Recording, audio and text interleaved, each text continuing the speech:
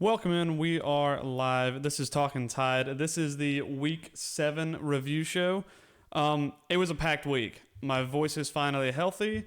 I know there was no shows last week. I was trying to get back to 100%, and after the Vandy game, I just couldn't bring myself to play or to be up here and be sick at the same time. So, apologies for that. We're now back. Voice is sounding much better despite the game this past weekend, so we're working on it. I will say this weekend was one of the best weekends of football I've ever seen.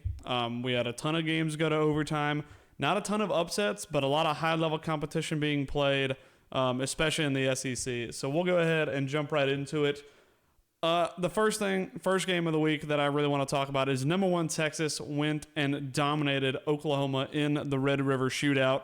The first time this game was played in the SEC, and Texas never looked like they were going to lose this game. They started out a little bit shaky. We were watching this game on the way back home from the Bama-South Carolina game, so I was watching it on my phone in the car. The first play I saw, Quentin Ewers threw an interception, and Oklahoma went down. They kicked a field goal. They led 3-0, and it got no better for Oklahoma from there.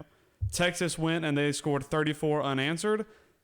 Texas could have won this game 100 times out of 100. Oklahoma were never in it. Their offense was stagnant. Their defense was getting run straight through, which for a Brent Venables team that always prides itself on defense as a defensive coordinator, I can usually expect his defense to put up a little bit of resistance, but they got 21 points hung on them in the second quarter of this football game. I know they're still missing a lot of weapons at wide receiver. But at this point in the season, this Oklahoma team has got no identity. Their offense is super stagnant. Their defense is getting run through by Texas, which obviously Texas, I'll say this, they're the most complete team in the country right now. They're number 1 for a reason, and I don't see that going anywhere.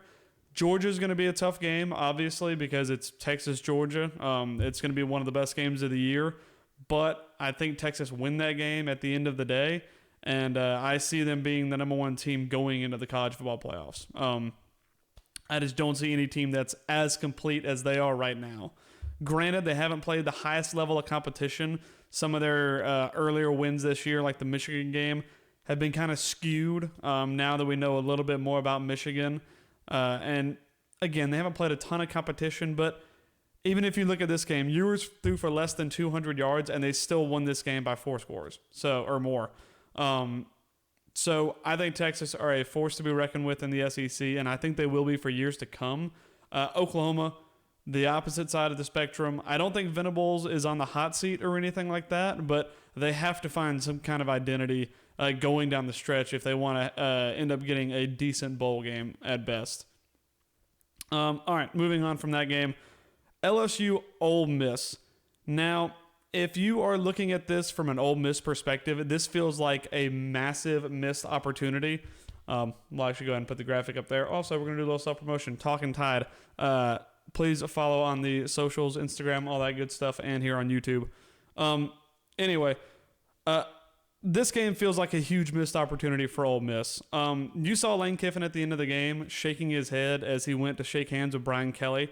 And my immediate thought was, in his head, he is thinking, how on earth did we lose this football game? LSU did not lead in that game at all until the clocks hit 000 in overtime, or if they don't hit 000 in overtime, you know what I mean. LSU did not lead this game for a single second until the ball game was over. I will say some weird things about this game for LSU. Garrett Nussmeier really tried to stretch the ball down the field a little bit more than what we've seen him do in the past. I don't know if that was the game plan for LSU to really test the depth of this secondary. Me personally, watching Nussmeier, which I'm not an LSU fan, I don't watch their games every day or nothing like that. He feels like a quarterback who's much better when he's in rhythm and making timing throws and really kind of meshing with timing and reads. He doesn't feel like a downfield passer, which the stats in this game kind of back that up a little bit. He went 22 of 51. They threw 51 passes in this football game. He threw for 337 and had 3 touchdowns. There were stretches in the game where he looked elite, and then there were stretches in the game where he looked very mediocre. He ended up winning the ball game. LSU was pinned back in their own inside of their own 30. 4th down and 6. They find a way to convert, and then they find a way to walk it down the field with less than 2 minutes to go. Score. Ole Miss kicks a field goal in overtime, and then LSU buries them on the first play of the game, or on the first play of overtime. Oh, no, wait. Was that the Tennessee game? It doesn't matter. I can't remember. Both of them wear, yellow and orange, but it doesn't matter. LSU ends up winning this game. It was a thriller, that's for dang sure. But again, if you're Ole Miss, this feels like a massive missed opportunity. And here's the thing for Ole Miss. You now pay for losing a football game that you should not have lost to Kentucky. You're out of the hunt. The year that you had circled, the year that the SEC championship was yours for the taking in their own eyes, that the postseason was a real possibility for Ole Miss. It's a 12-team playoff. More teams are going to get in than ever. Ole Miss now have 2 losses in Week 7, and they are out. They will not make it to the SEC championship game. I don't think they will make it to the college football playoff. And that's the price you pay when you lose to teams you should not lose to. I'm not just talking about Ole Miss in this situation. Bama's in the same boat. We'll talk about that a little bit later. But again, if you're Ole Miss, this feels like a huge missed opportunity, not just in this game, but on the season as a whole. For LSU, they're sneaky 5-1. They're 2-0 in SEC play. Saw them play the first game of the year against USC. They ended up losing that game. That loss looks a little bit worse now that we kind of know a little bit more about USC. But they're starting to find an identity as a team, not just on their defense, but also with the offense. This game was a little bit of a test, I think, for Nussmeier to stretch the ball down the field, see what he can do with his arm. Again, I think he's better when he's in rhythm and in time. Finding stuff underneath, occasionally throwing the deep ball. But I think that they've started to find an identity as a offense. I don't think that they're not going to be a shoo-in for the national championship or the SEC championship. They're not a shoo-in for playoffs. They're still a one-loss team. One more stumble, and they'll probably be out of it as well. But they're starting to find their feet as a football team. Also, fair play to the offensive line. Nussmeier dropped back 51 times in this game to throw the football. You know how many times he got sacked? 0. He did not get sacked once in this game, and he threw 51 passes. That's a huge win for them if their offensive line can keep up that kind of play. All right. Talking of missed opportunities, let's talk about Florida, Tennessee. Now, this game ended in regulation, before overtime. This game ended 17-17. Florida should have had 17 points at least by halftime. They had 4 trips to the red zone that ended up with 3 points. They had one on the goal line that ended up being a fumble. They kicked a field goal. And then I want to say they had a turnover on downs, and then they also had a end of half. And to kind of sum up where Florida is at as a football program, I'm just going to talk you through the ending sequence to the first half of this game, because it will sum up everything you need to know about Florida currently. They had the ball inside the red zone in Tennessee territory. Couple of, I want to say a couple seconds on the clock, maybe 20 or so, maybe a little bit more. Had to call a timeout. It's in Neyland Stadium. It's always going to be loud. It's a big rivalry game. Had to call a timeout. Their last one of the half, by the way. Call a timeout. Can't get it in the end zone. Decide they have to kick a field goal. They had to rush the field goal unit on the field because the clock is running, because they didn't have any timeouts, they didn't get out of bounds, and they didn't throw an incomplete pass. Clock is ticking. They have to rush the field goal unit onto the field, kick a field goal for 3 points, make it 6-0 at the end of the half. But wait, there's a flag down. Florida had 12 men on the field. Field goal does not count, and because the clock was running when the flag occurred, it's a 10-second runoff. This game goes to halftime 3-0. Florida end up losing this game 23-17 in overtime to Tennessee. Now, if you were looking at this as Billy Napier, you started the season off horribly. It has not been a good stretch of football for Florida, but you look at this game as an opportunity to try and right your ship, and they did not do that. They could be 4-2. They're now 3-3. They're 1-2 in SEC play, and they found some success with this football team, but they cannot stop shooting themselves in the foot and get out of their own way. Another giant blow for this team. Florida seemingly lost their quarterback in Graham Mertz. They have played a 2-quarterback system. I've talked about that a lot. I think Lagway is the guy for the future. Mertz was the best quarterback in this football game for Florida. He was probably the best quarterback on the field, period, because Nico Amaliava did not have a good football game. Yes, I figured out how to say his name because I actually watched this football game. He did not play a good football game. I'll talk about him in Tennessee in a second. But if you're Florida and you could do this game all over again, you were set up for success so many times in this ball game, and you cannot get out of your own way to win it. Now, Tennessee, let's talk about them a little bit.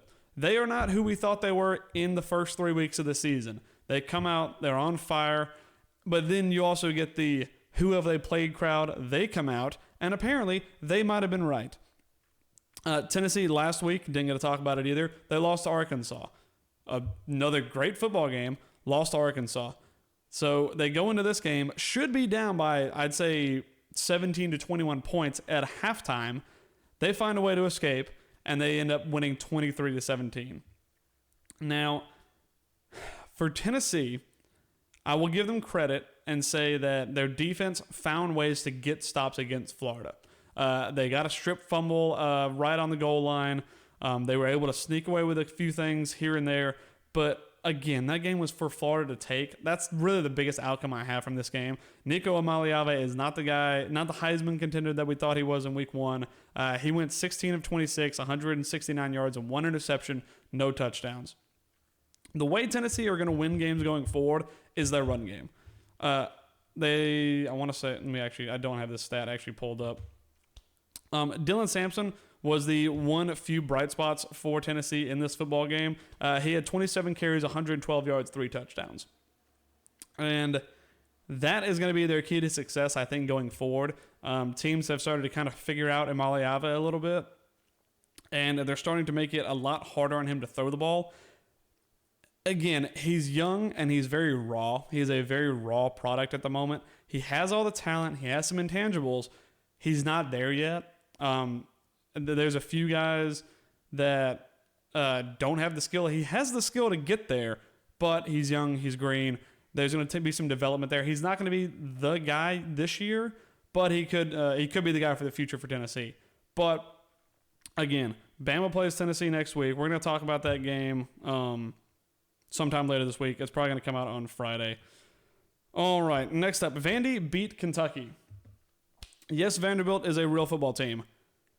I missed last week, and I will hold my hands up and say, did I want to talk about Vanderbilt, Alabama while being sick? Absolutely not. Not even a little bit. That game, honestly, it was one of the best run of games last week, and that game ruined it for me.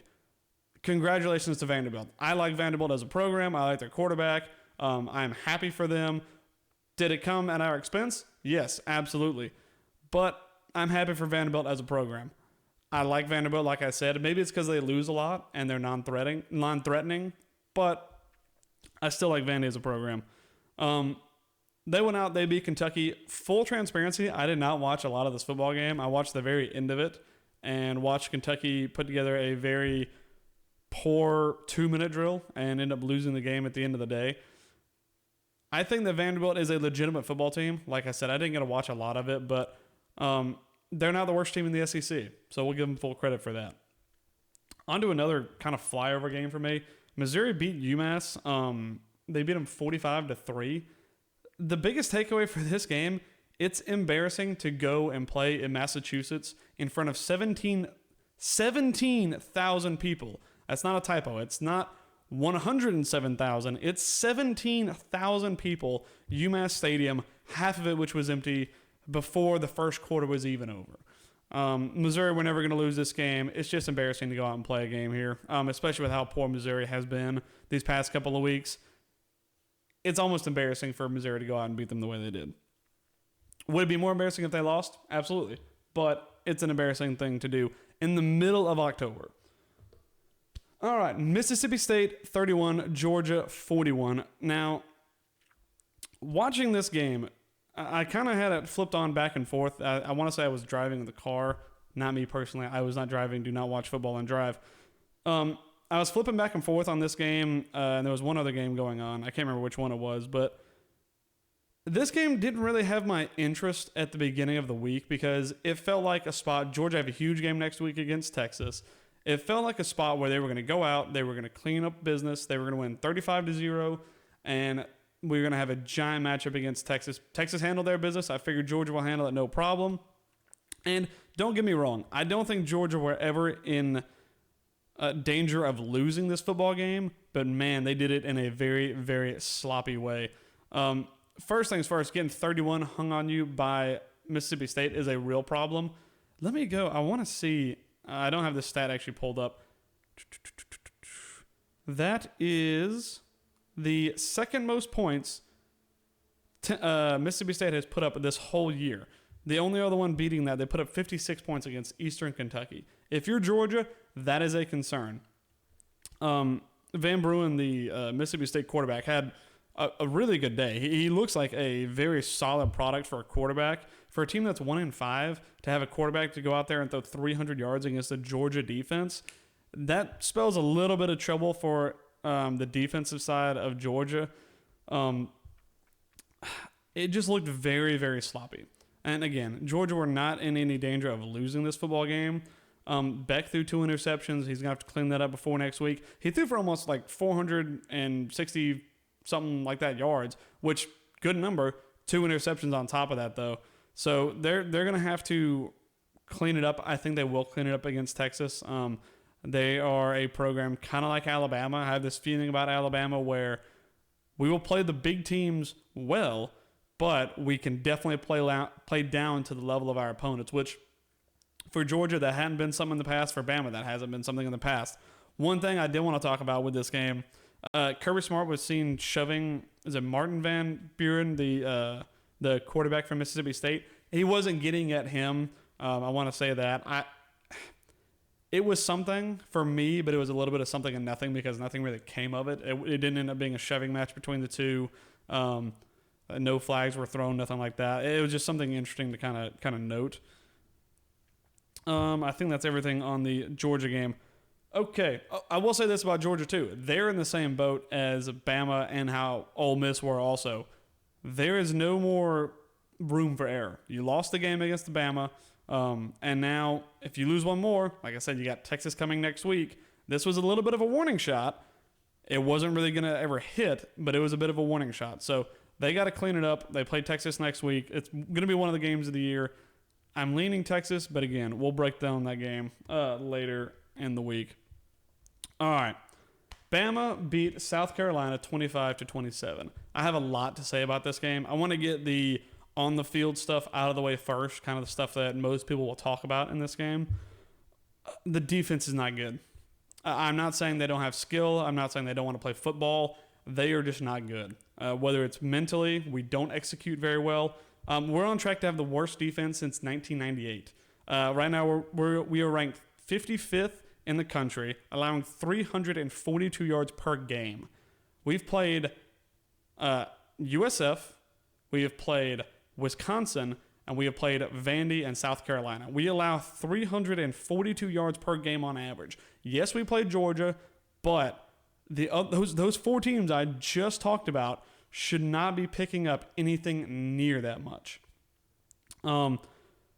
Fair play to the defense. We picked up 3 fumbles. Good. Got another game-winning interception. Damani Jackson got hurt in the game. Definitely made me a little bit nervous. Went in at halftime. He went into the locker room at halftime, came back, got a game-winning interception. Okay, that's the good. The bad. Let me read out some of these third down conversion stats for other teams. We'll start off with Georgia. Not necessarily a third down. They went 4 of 5 they went 5 of 5 on fourth down conversions in the second half of that football game. Vanderbilt last week, went 12 of 18 on third down conversions to beat Alabama. This last week, Okay, defense did a little bit better. Stopped them on their first 5 third down attempts. Second half comes out, they go 5 for 5 on their first drive and score a touchdown. That is a serious problem. And these aren't short third down conversions. Against Georgia, yeah, they're shorter. They were 4th and 3, 4th and 2, whatever. I remember Vandy last week. They were not short. We were getting stops on first and second down, but then it gets to 3rd down and 7, 3rd down and 8, 3rd down and 5, and they were converting every single one of them. They converted 12 of 18. That is absurd. I don't know what the record is for most converted third downs, but that's got to be close.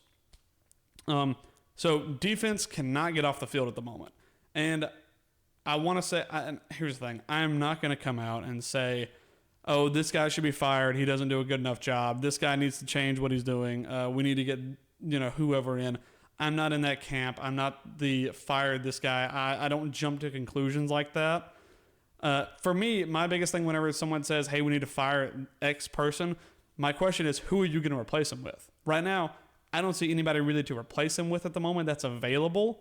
But that's a discussion for a different day. I'm not going to jump and say fire Kane Womack. Obviously, everybody knows who I'm talking about. I'm not in that camp at the moment. We still beat Georgia. I want to see how we perform in the big games. Texas and LSU are the next 2 games that we play. We have a bye week before LSU, so that's going to tell us a lot. I'm not in the fire anyone camp at the moment. I don't think I'm going to be. I don't think I'm going to be for the rest of the year, to be honest. We've got a very young secondary, a couple of guys who are leaders on that team that haven't played their best games at times. We saw the Malachi Moore thing last week. I'm not really going to talk about that. I think I understand where Malachi is coming from. I think I talked about that on Instagram a little bit. So we need to have a serious conversation about the culture around Alabama football. We were in this game. It was 14-0 in the second quarter of this football game. I go online. It's a media timeout, and I start scrolling a little bit just to look around and see what people are talking about. And I see nothing but negative placed on Alabama. And I'm thinking, what is going on at the moment? Do they know something I just don't know? Like I said, we stopped them. They were 0 for 5 on third down conversions. Good. We're winning the game 14-0. We're not playing our best game. South Carolina, full credit to them. They have a good football team. They have skill guys everywhere. They have some of the best edge rushers in the country. They can start anywhere they want. They've got an okay offense. They held the ball for a little bit of time. But again, 14-0, Bama's in full control of this game at the moment. Up 2 possessions, it's no problem at all. I go online and I see nothing but negative.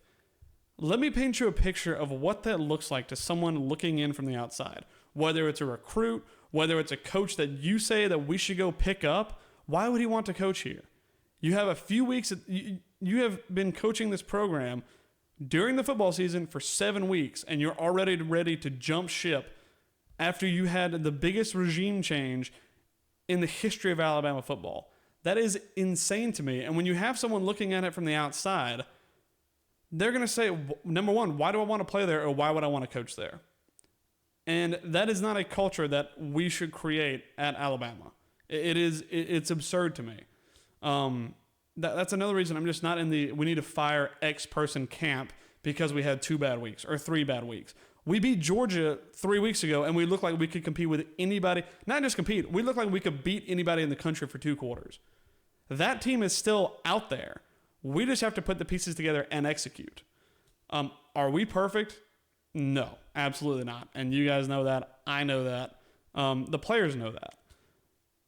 My biggest gripe, and I said it to anybody who would listen to me on Instagram last week, is preparation. I'll be honest, I could have grabbed 11 of my buddies and we could have gone out there and stood and been warm bodies against Vanderbilt and done probably the same job that this defense did. There was not one moment in that game that the defense made an impactful play. This weekend against South Carolina, it got a little bit better. We got 3 takeovers, got a couple of stops on third down, got an interception when it mattered. But again, is the defense perfect? Absolutely not. Is the offense perfect? Absolutely not. The offense did not lose us the game against Vanderbilt. We held the ball for 15 minutes on offense and put up 35 points. Offense did not lose that football game. This week, offense had a lot more struggles. I think that South Carolina's defense is a heck of a lot better than Vanderbilt's. All credit to Vanderbilt. Like I said, they probably got some of the best edge rushers in the country. They can start anywhere they want. Our offensive line has been better, but it's still not perfect. We're still going to give up some sacks to some elite pass rushers. It's just the culture around this program has got to be better. It's a personal gripe I always have. I'm always at the home games, and during big moments in this game, we have people sitting down in the crowd, and all they want to do is gripe about what's going on in the game. If you look at that from a coach's perspective, from an opposing coach or a potential replacement coach or a possible recruit or something like that, they'll say, why do I want to coach or play there? Because the environment around it is so toxic. We haven't had a coaching search in over a decade, and the game has changed so much in that time period that it's a different ballgame when it comes to coaching searches. And now we're in a spot where, okay, we're not playing perfect football. We're getting wins. We're 5-1. We're not playing perfect football. Our defense has played some pretty poor football at best. But we cannot be the one team that wants to just jump ship after 3 bad games. That's not how college football works. That's not how coaching works. It's not an environment that we need to create around this program. Now, all that being said, I will say this. There were moments in this game where you can see that coaching is lacking. Is there one player out there? Well, I'll take Vanderbilt as an example. There's not one player out there, skill for skill, that's better than our guy on the field. Not a single one. Same thing with South Carolina. It's probably like 75-25. They have probably better edge rushers than we do at the moment, or they're used in a better way. I'm not going to say their guys are more they're not more skilled than our guys, but they're used in a better way. I will say that, and I'll get onto that in a minute. But when you have guys that go out there and it's the same thing I talked about with Georgia. You can win games with just having the skill guys out there making 1 or 2 plays. And that's kind of how we won this game at the end of the day. The problem becomes when the coaching is very foggy at best. A good example was, so we're into this game. It's 14-7. South Carolina kicked the ball away to give us the ball back before it was a couple minutes ago in the second quarter. Also, I'll be honest, I don't know why we field kicks anymore. I don't know why people do it in general in college football unless you have just a really elite return guy. Fielding kicks for us has done nothing good in the past 3 games. We almost had a fumble against Vanderbilt. 9 times out of 10, we'll get a block in the back or a hold, and we end up just pinning ourselves deep. We had the Cole Adams and I can't remember who else it was, fiasco that ended up getting us the ball on the 2-yard line against Vanderbilt. It has just not been good for us, period. I don't think going forward we need to field a single kick for the rest of the season. Just full stop. I will say, and again, same thing happened this week. This time it wasn't a on the field issue, or it wasn't a fielding it issue. It was a discipline issue. We had a late hit after the play was already dead. We ended up getting backed up on our own 15-yard line. We get a safety. Now, last week I defended Jalen pretty hard. I thought he played a good football game. The interception was unfortunate, but he played a good football game last week. This week he made it, I would say, 2 to 3 real critical errors. The first one was on that safety. Held onto the ball way too long. South Carolina's edge rushers are too elite to be holding the ball that long. Ended up being intentional grounding for a safety. Either you got to throw that ball as far away as you possibly can because he kind of just sidearmed it down, or you cannot hold the ball that long. Now, there's offensive scheming that we could probably work on with that, getting timing better, finding guys underneath. We found guys underneath in those first 2 drives, or in the first drive especially, played great football, got a lot of yards after catch. South Carolina's secondary is very exploitable. Their defensive line is good, but their secondary is where they are 100% beatable. And we showed that at the beginning of the game. We went away from it, and I'm not entirely sure why. There was not a single time where I remember South Carolina having 2 high safeties in this game. They may have had it once or twice, but watching this game in the stadium, very few times did they have anybody deep. It was all stacked on the line, which obviously they're trying to build pressure, make Jalen make mistakes, and he did. He made a few mistakes. So I think that their secondary was very vulnerable to everything underneath. They didn't tackle exceptionally well.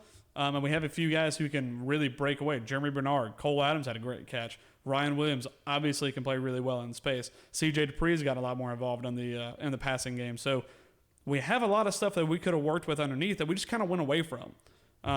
The run game was not exactly great. It was pretty lackluster.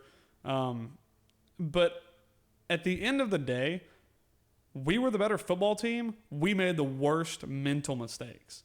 And that can definitely lose you a football game. The safety was one. Jalen threw a pretty poor interception at the end of the half. Should never have thrown that football.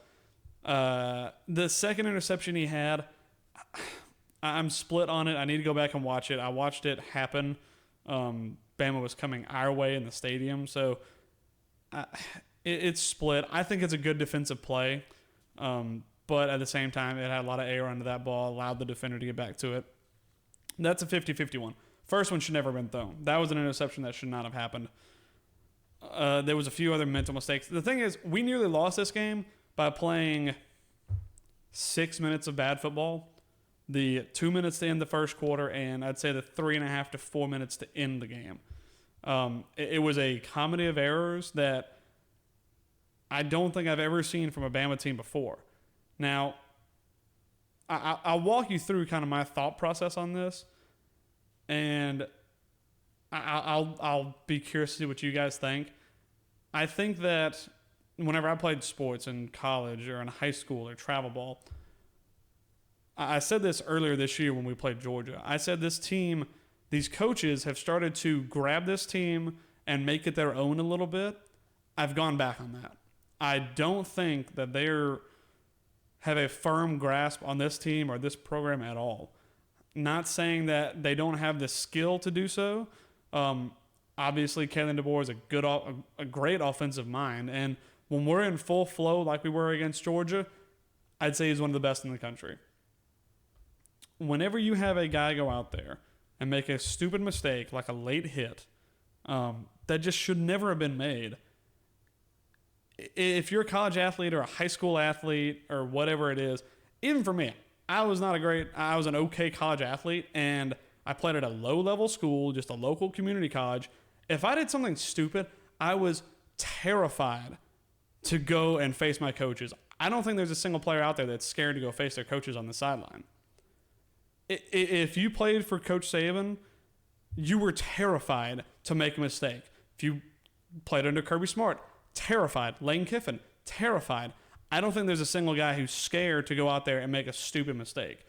You can go out there and you can get out-executed. You can go out there, you can get outbeat by guys who have skill, and that is what it is.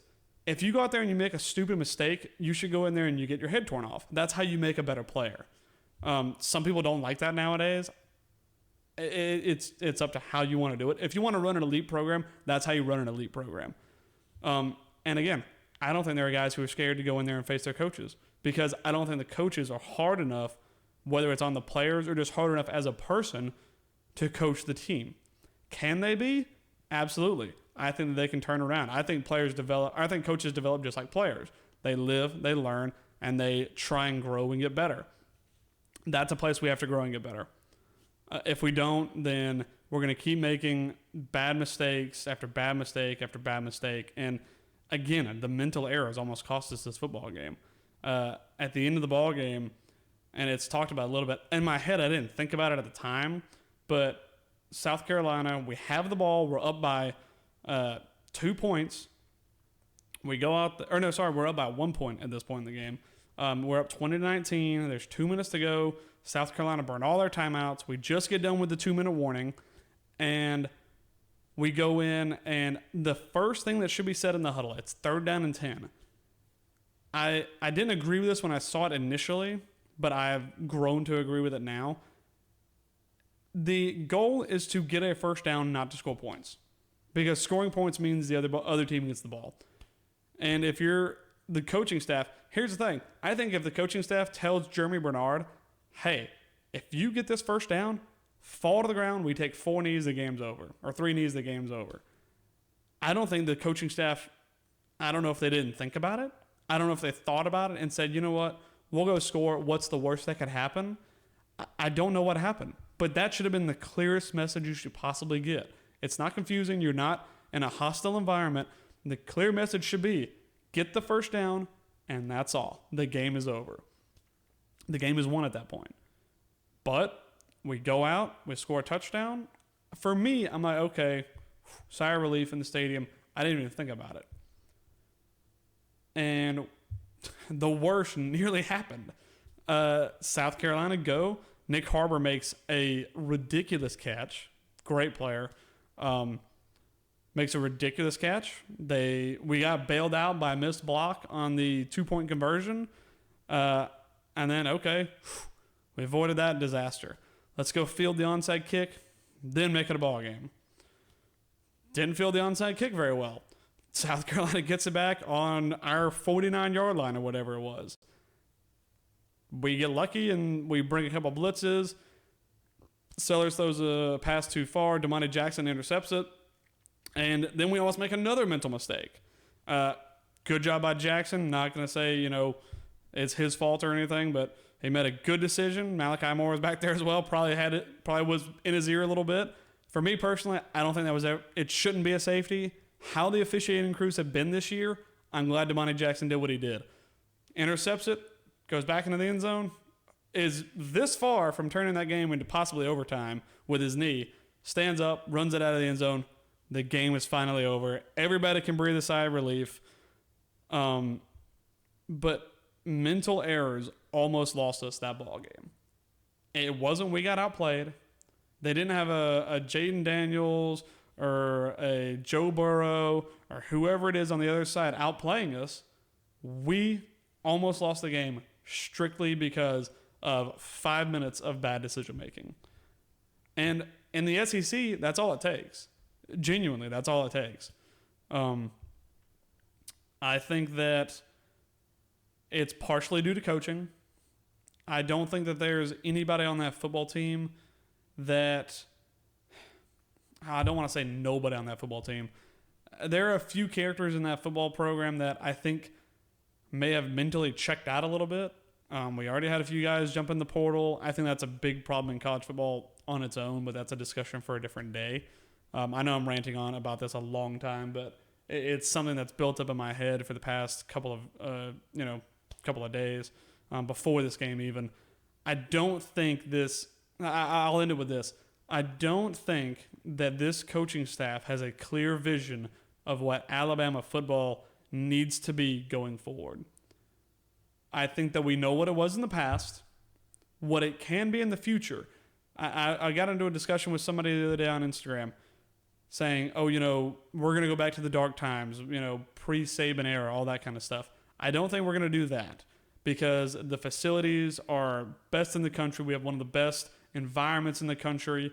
We have, if you've seen the weight room, the tunnel, the tradition around the program is fundamentally different now than it was before. And college football is fundamentally different now than it was before. So I don't think we're going to go back to that time period. What we have to do, though, we have to have a clear vision of what this program is going to be going forward. And that's going to be down to the coaches. Players, obviously...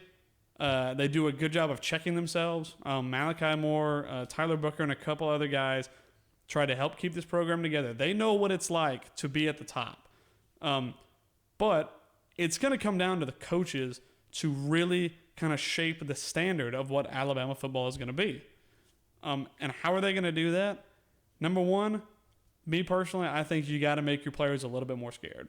You got to make them nervous. You got to make it where if they make a mistake, they know they're going to get an earful from you. Because if they go out and make a mistake and they don't get an earful, what's to stop them from making that same mistake again? Greg McElroy said it really, really well.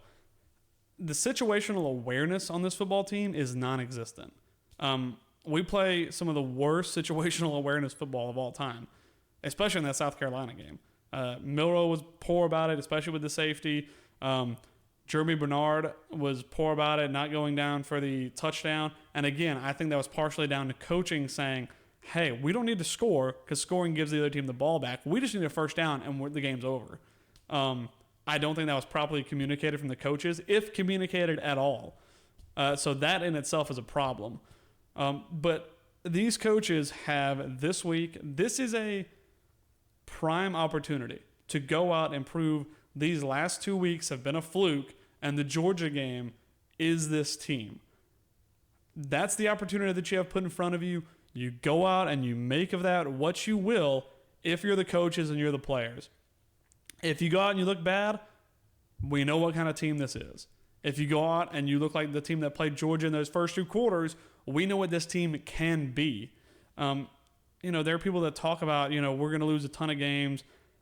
I don't think that we are the team that played Vandy last week. I don't think that we're the team that played South Carolina this week. We showed glimpses of being a good football team at times, but personally, I do believe we are the team that played Georgia in those first 2 quarters. This is the chance for them to go out and prove it. This is the chance that you set your identity as a football team. And after losing to Vandy last week, this is a backs against the wall moment. Teams in the past, good football teams in the past, play with their backs to the wall very well. Can this team do it? Yes. Will they do it? That's for them to show. That's for them and the coaches to show. So I've ranted enough about this. I really had a lot of things to say. Like I said, I've been gone for the past week, or I've been sick for the past week. So I appreciate you guys sitting in and listening to my ranting. It's Tennessee week. If you are on the sideline at Alabama, this is the week where you can prove that you are here to play for Alabama. This is the week that makes legends. It genuinely is. Me personally, I hate Tennessee more than I hate Auburn. Genuinely do. And if we lose to Auburn one year, I hate it. If we lose to Tennessee one year, I hate it a lot more. So, if you're a player, it's time for you to go out and prove what team you are. Like I said, we'll break down that Tennessee game later this week. But that's going to be all for now. I appreciate you guys jumping in. I know I ranted a lot on this. I had a lot of thoughts built up, and I really had to get them out there. So I appreciate you guys sitting in. Please drop your comments. Let me know what you guys think. Drop your comments. Like, share, do all that good stuff. Subscribe to the channel. So I appreciate you guys stopping by, and we'll see you later this week to break down this weekend of football. We have another great weekend of football this week too. It really has been an awesome 3 weeks. So we'll see what the next week has in store. Appreciate you guys. I will see y'all in the next one. Bye.